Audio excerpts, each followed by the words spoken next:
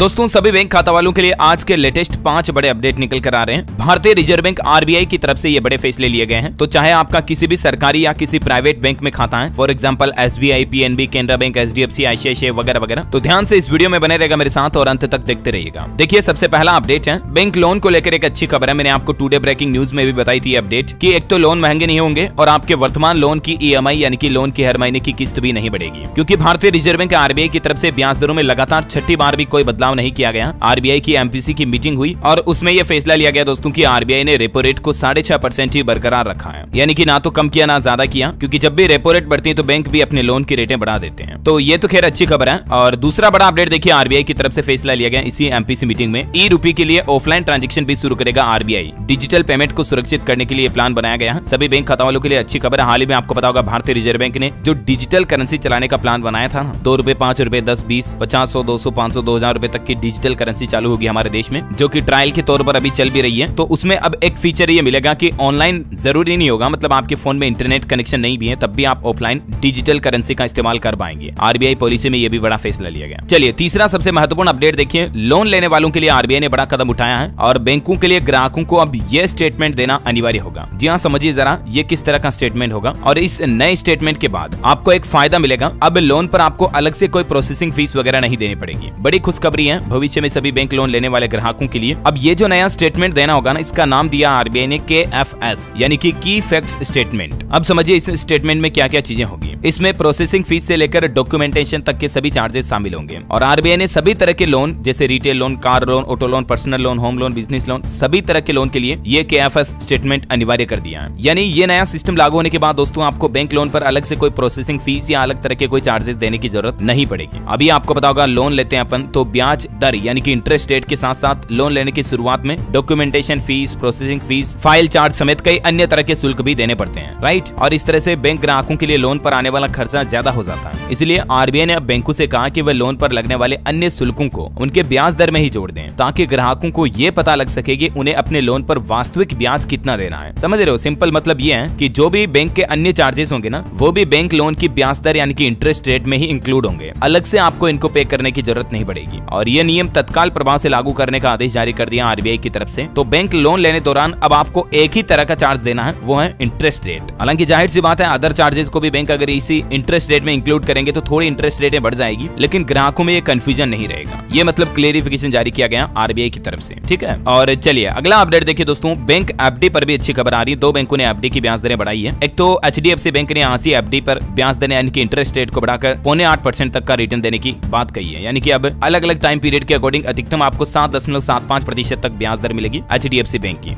और भी आप ये इस टेबल में देख सकते हैं, अलग अलग टाइम पीरियड जैसे 7 से 29 दिन की एफडी करवाते हो, 1 साल की, 2 साल की, 5 साल से ज्यादा की एफडी करवाते हो तो अधिकतम 0.8% तक ब्याज मिलेगा। ओके, क्लियर हो गया। और इसी तरह से इंडसइंड बैंक की तरफ से भी कल ही एफडी की ब्याज दरों को लेकर अपडेट मैंने आपको बताया था। बैंक ने फिक्स डिपॉजिट की ब्याज दरों में बदलाव किया और इंडसइंड अभी आपको अधिकतम 8.25% तक सालाना रिटर्न ब्याज दर पर दे रहा है एफडी इंटरेस्ट रेट के रूप में। अच्छा, ये इंडसइंड की भी आप अलग अलग टाइम पीरियड की ये चार्ट देख सकते हैं, जिसमें 1 साल, 2 साल से लेकर 5 साल तक की एफडी पर आपको अधिकतम 8.25% तक भी रिटर्न मिलेगा सीनियर सिटीजन के लिए, बराबर। चलिए अगला बड़ा महत्वपूर्ण अपडेट है सभी बैंक खाता वालों के लिए। रिजर्व बैंक की तरफ से चेतावनी जारी की गई है कि केवाईसी के नाम पर फर्जीवाड़ा चल रहा है आजकल और उससे आप सावधान रहें। किसी से भी डॉक्यूमेंट साझा ना करें, धोखाधड़ी होने पर तुरंत शिकायत करें। आरबीआई की तरफ से सभी बैंक खाता वालों के लिए कुछ जरूरी निर्देश जारी किए हैं। आपका किसी भी प्राइवेट या सरकारी बैंक में खाता, ध्यान से समझिएगा दोस्तों, बहुत ही महत्वपूर्ण अपडेट है। आजकल आपको पता होगा डिजिटल फ्रॉड, ऑनलाइन धोखाधड़ी काफी ज्यादा होती है, राइट। और एक ऐसा ही तरह का नया फ्रॉड है केवाईसी के नाम पर हो रहा है। इस फ्रॉड में कोई अनजान व्यक्ति आपको फोन करता है, कॉल करता है, मैसेज, फोन कॉल्स, ईमेल्स के जरिए व्यक्ति की निजी जानकारी मांगी जाती है और फर्जीवाड़ा करने वाले आपके अकाउंट नंबर, आपकी लॉगिन इन्फॉर्मेशन, ओटीपी वगैरह मांगते हैं। आपकी आधार कार्ड की डिटेल भी मांगी जा सकती है। तो सबसे पहले तो आप समझ गए, ये कुछ पॉइंट्स आप देख सकते हैं। केवाईसी से संबंधित ऐसी कोई भी इन्फॉर्मेशन आपसे मांगी जाए तो नहीं देनी है। बैंक वाले कभी आपसे फोन कॉल करके केवाईसी अपडेट करने की नहीं करते हैं, समझ रहे हो। बैंक ग्राहक क्या क्या ना करें, ये कुछ सेफ्टी टिप्स भी जारी किए हैं सोर्स आरबीआई की तरफ से। किसी भी व्यक्ति के अकाउंट डिटेल्स न शेयर करें, एटीएम कार्ड के बारे में भी न बताएं, pin, password, OTP, KYC documents किसी अनऑथोराइज्ड व्यक्ति के साथ साझा ना करें। ऑनलाइन भी कोई लिंक आता आपको व्हाट्सएप, फेसबुक वगैरह पर, तो केवाईसी की डिटेल ना मांगे, क्योंकि कभी भी बैंक फोन या ऑनलाइन के जरिए आपसे केवाईसी जानकारी नहीं मांगते हैं। और किसी भी अनवेरिफाइड वेबसाइट या मोबाइल ऐप पर भी आपको ये संवेदनशील जानकारियां साझा नहीं करनी है, ठीक है। अब समझिए बैंक ग्राहकों को क्या करना चाहिए। ये तो मैंने आपको बताया क्या नहीं करना चाहिए। अब आरबीआई ने कहा कि क्या करना है। अगर खुदा न खास्ता आपके साथ कोई धोखाधड़ी हो जाए, सबसे पहले तो आपके बैंक खाते से पैसे कटने का मैसेज आ जाए, तो आपको